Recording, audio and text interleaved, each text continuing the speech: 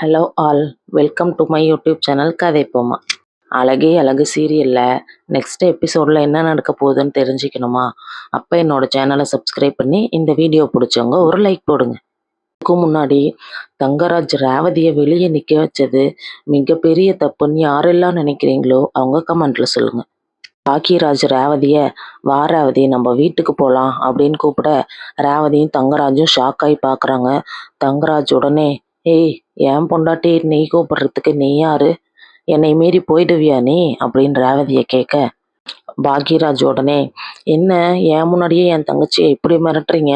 அவ என்ன வேணாலும் பண்ணியிருக்கட்டும், அதுக்குன்னு இப்படிதான் நைட்டு ஃபுல்லாக ஒரு பொண்ணை வெளியே நிற்க வைப்பீங்களா அப்படின்னு கேட்க தங்கராஜ் உடனே, அவ என் பொண்டாட்டி, நான் என்ன வேணாலும் பண்ணுவேன், அதை கேட்க நீ யாரு அப்படின்னு தங்கராஜ் சொல்ல பாக்யராஜ் உடனே சொல்றாங்க, ஓ கல்யாணம் பண்ணிட்டா நீங்க என்ன வேணாலும் பண்ணுவீங்க, நாங்க அதை யாரும் கேட்கக்கூடாதா?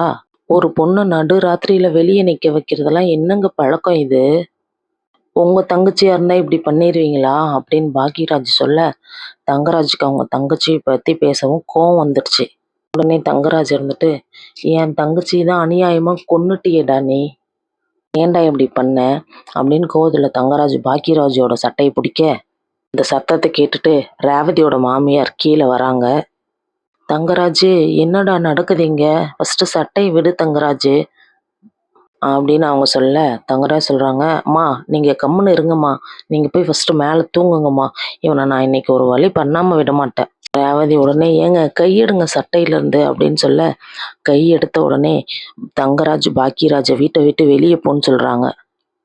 பாக்யராஜ் உடனே, என் தங்கச்சி இல்லாம நான் வெளியே போக மாட்டேன், ரேவதி வா ரேவதி நம்ம வீட்டுக்கு போகலாம் அப்படின்னு சொல்ல ரேவதி, அண்ணன் இல்லைண்ணே நீ கிளம்புன, தேவையில்லாம பிரச்சனை வேணாண்ணே, நான் பாத்துக்கிறேண்ணே நீ கிளம்புன.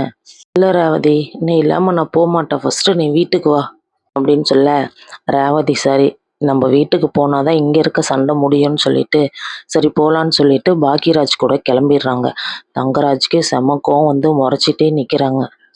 நான் சொல்ல சொல்ல கேட்காம இவ போறா, இவளுக்கு இன்னும் இருக்கு அப்படின்னு தங்கராஜ் மனசுக்குள்ளேயே நினச்சிட்டு உள்ள போயிடுறாங்க. வீட்டுக்கு போனோடனே பாக்யராஜ் ஹாலில் படுத்துக்கிட்டு ரேவதி அவங்க ரூம்ல படுக்க வச்சிடுறாங்க. மலர் திடீர்னு ஷாக் ஆகி பார்க்குறாங்க. ரேவதி என்ன ரேவதி இந்த டைமுக்கு வந்திருக்க? அது ஒன்றும் இல்லை நீ, சும்மாதான், நீங்க படுத்து தூங்குங்க அப்படின்னு சொல்லிட்டு ரேவதி அழுகுறாங்க.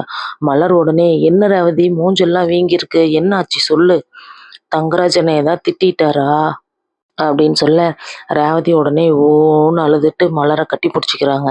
என்னாச்சு ரேவதி, அழாத ஃபர்ஸ்ட் என்னாச்சுன்னு சொல்லு அப்படின்னு சொல்ல ரேவதி உடனே, இல்லை ஒன்றும் இல்லை அண்ணி, நான் இங்கே வந்ததை நான் அவர்கிட்ட சொல்லலை, அதனால நைட்டு ஃபுல்லாக என்னை வெளியே நிற்க வச்சிட்டார் அண்ணி.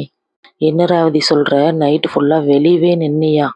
ஆமா அண்ணி, நான் தனியாக வெளியவே தான் உட்காந்துருந்தேன், அண்ணன் தான் வந்து என்னை இங்கே கூட்டிகிட்டு வந்துருச்சு அப்படின்னு சொல்ல மலர் உடனே, யாரு பாக்யராஜா? அவருக்கு எப்படி தெரியும் நீ அங்க இருக்கிறது அப்படின்னு கேட்க ரேவதி சொல்றாங்க, தெரியல அண்ணி, அண்ணன் திடீர்னு வந்துருச்சு அப்படின்னு அங்க நடந்ததெல்லாம் சொல்றாங்க. மலர் உடனே, சரி எங்க அவங்க அண்ணன் எங்க இருக்காங்க? அண்ணன் வெளியே படுத்துக்கு சென்னை, என்ன உள்ள படுக்க சொல்லிருச்சு.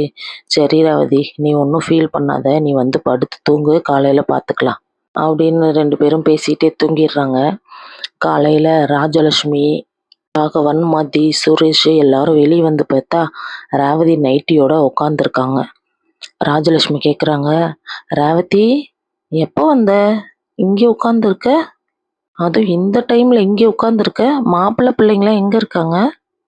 ராகவன் கேட்குறாங்க, என்னம்மா முகம்லாம் வீங்கி இருக்கு, அழுத மாதிரி இருக்கு, ஏதாவது பிரச்சனையா அப்படின்னு கேட்க ரேவதி எதுவுமே சொல்லாம நின்றுட்டு இருக்காங்க. உடனே பாக்யராஜும் மலரும் ஒருத்தர் ஒருத்தர் பார்த்துக்கிறாங்க. பாக்யராஜ் அங்க நடந்ததை எல்லாம் சொல்றாங்க.